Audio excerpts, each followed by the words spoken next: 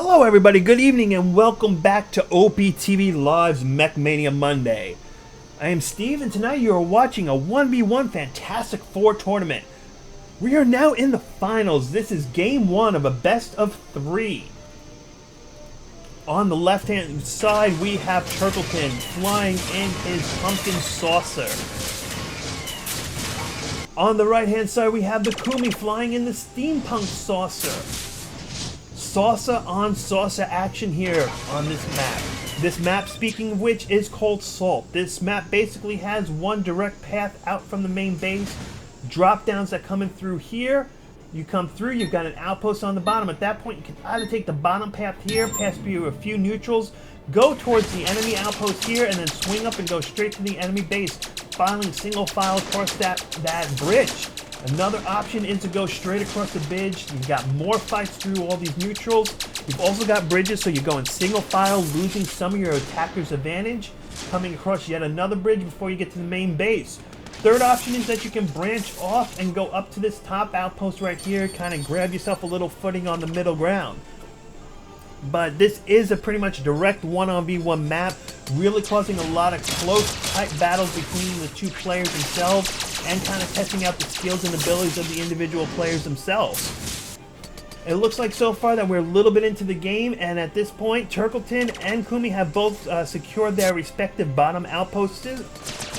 But Turkleton is not content just to stay with that bottom outpost. He wants a close outpost. He doesn't want to waste any time. He wants to get the battle straight on. He does neutralize out the outpost, but one of his 4 Mortys does die to TheKhumi. Very big advantage for TheKhumi. Turkleton may not have realized it yet, and is still staying in the area. He is doing damage with trying to take out the money makers themselves, but in the process, most of his creeps have gone down, and TheKhumi does regain that outpost. In the process, Turkleton just grabbed an ability. Let's see what we've got so far. We've got 1 level of Blink and 1 level of Death Ray versus 1 level of Blink and 1 level of Abduct. So these guys are taking similar but different choices at the same time. Really interesting to see how it's all going to work out for either one. Turkleton, though, again, pushing forward, not going to stay settled for any length of time. Wants to move in on that top outpost. TheKhumi over there trying to use the Abduct, but is just between getting melted from the neutrals and then Turkleton coming in. TheKhumi cannot stay long enough to actually abduct that tank, and that gives Turkleton all the time that he needs now to try to completely secure that outpost. TheKhumi once again trying to go for an Abduct, just not going his way right now. So he's going to go ahead. He realizes that Turkleton is clearly moving on to that middle outpost. He knows that he needs to do something, because if you sit around with Turkleton, things are not going to go your way. So he's over there. He's using the Abduct. He gets that neutral tank. He finally succeeds in getting the tank. Gets out of there, does survive, but Turkleton knows it's there, sees it's coming, starts lining up his defenses so that way he's ready for it. But TheKhumi very smartly was able to actually stop the push before it went in there, and before it possibly got slaughtered. Turkleton now says, alright, fine, you want to stop the push? I'm going to hit you with my artillery, bro.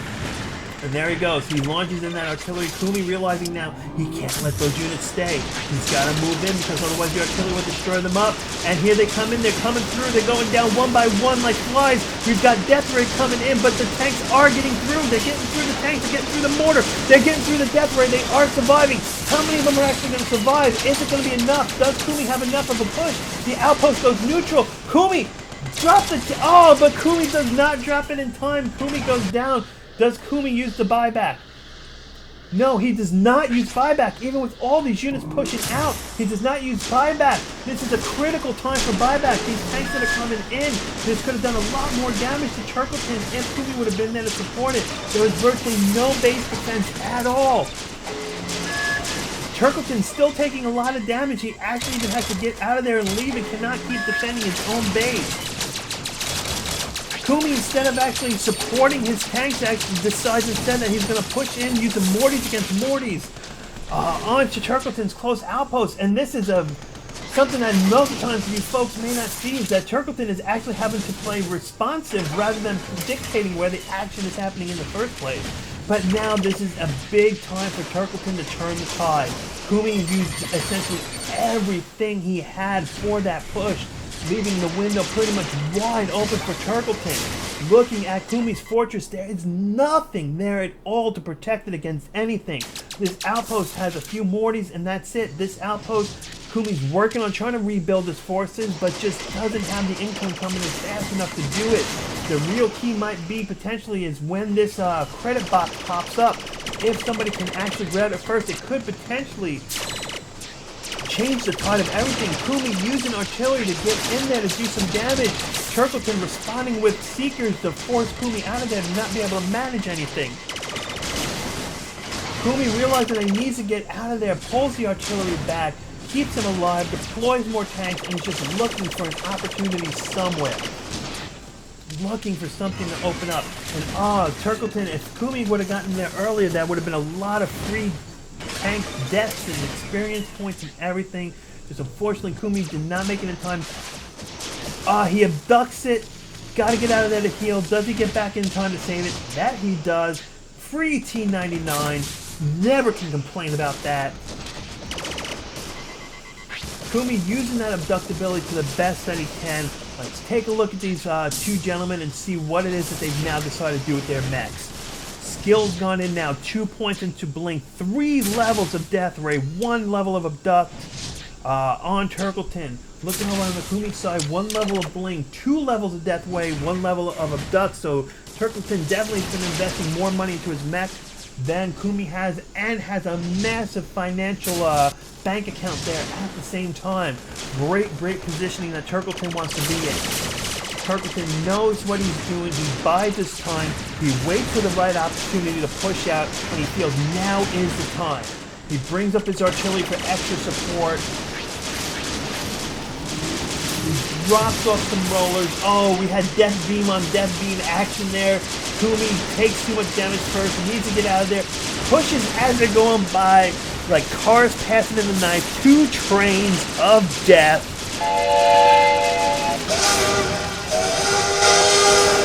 As they each go by each other, each one is getting units through.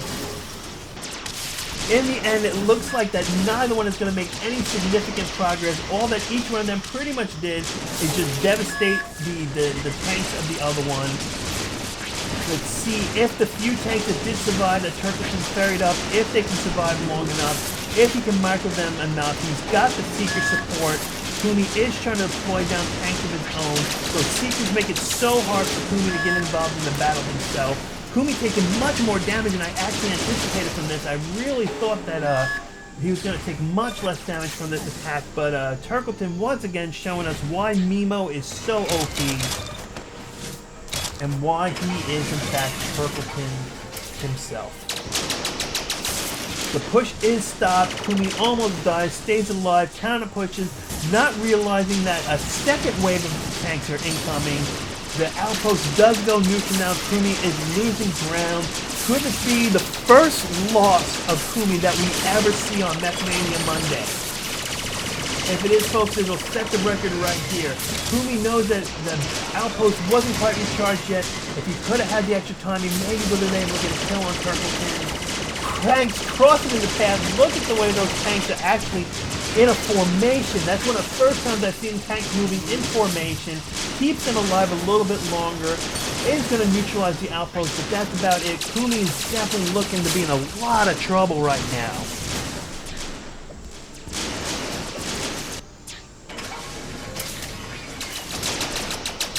Khumi trying to do what he can. He knows he's got to take out these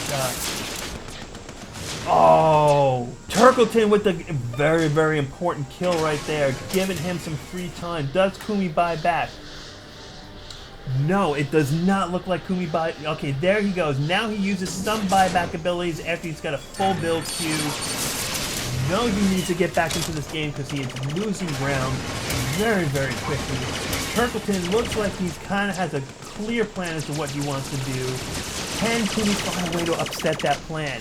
Turn the tide, get something back into the game as to where he wants to be. Right now he's pulling these tanks forward, moving them over. Looks like that he wants to go on a completely different path, hopefully bypassing a lot of Turkleton's units themselves. Put some pressure up on this outpost. Great way to go. Very little defense here. Do something that exactly what KHUMI wants to do. Do something to actually get some foothold back onto this map. Start turning the tide around. Turn the battle. But this really goes, especially for maybe those of you that are watching that are a little bit newer, that if things are, things aren't looking great, don't give up right away. Don't just exit the game or say I've lost or whatever the case is. Keep fighting. I mean, the KHUMI is definitely putting a lot of pressure on, not making this easy for Turkleton, trying to find an opportunity spot that he can actually go through, make something happen. Turkleton doing a quick scout, trying to see what it is, and here comes the artillery with anti-mech support, and that is the key right there, the anti-mech support. Fortunately, KHUMI waits too long to make a move back onto this outpost. It's fully back creeped up, has an extra tank to defense. KHUMI will most likely not get out of here alive. Turkleton on a rampage attack mode, 3 up on there. KHUMI knows that he's in bad shape and needs to get back in the game right now, uses full buyback to get back into the game. But Turkleton's showing us the abilities that you don't always have to fully push and fully move out all units, and if you just leapfrog properly, that in some ways it can be even more effective. Turkleton scores a double kill on the KHUMI, forcing KHUMI once again to spend every credit that he can to just get back in. As we can see, every time he gets 1,000 credits, he's hitting that buyback ability, but just cannot get in quick enough. Does not have the funds that he needs. Lost about half his tanks that he had over there to artillery, having to try to rearrange it. Turkleton died somewhere in the process. I actually missed that. Up and credit box is up, but Turkleton with 65,000 credits in the bank isn't even worried about it. But if KHUMI could get it, that could be a big difference for him, throwing an extra 20,000 credits in. And KHUMI had a jammer, but doesn't bring it out until now. That was you definitely needed to have a jammer out much sooner than that, man. Jammers, for those of you that maybe haven't used them before, can actually help to deflect artillery shells. And Turkleton using Seekers in the front of his tank column to actually take out KHUMI itself. We've got, look at it guys, right here. This is definitely a train of death. And I honestly don't think that there's anything that the KHUMI can do to stop this one. He doesn't have the money this time, he doesn't have the units, he doesn't really have the resources. I think this is the first time, guys, we are going to see KHUMI actually not come out winning a match. So there you go. For those of you that were wondering, is KHUMI able to be stopped? Is he undefeatable? There you go. He is defeatable, but that was a well fought out match. I mean, he did not go down easy. Taking a look at the scoreboard here, Turkleton did score 5 kills against KHUMI's. He had that one death that I completely missed. Gonna have to try to check the replay on that to see what happened. Either way, ladies and gentlemen, this was game 1 of a best of 3 of OPTV Live's Mech Mania Mondays 1v1 Fantastic Four tournament. Hosted by Steve, brought to you by OPTV Live. Stay tuned for game 2.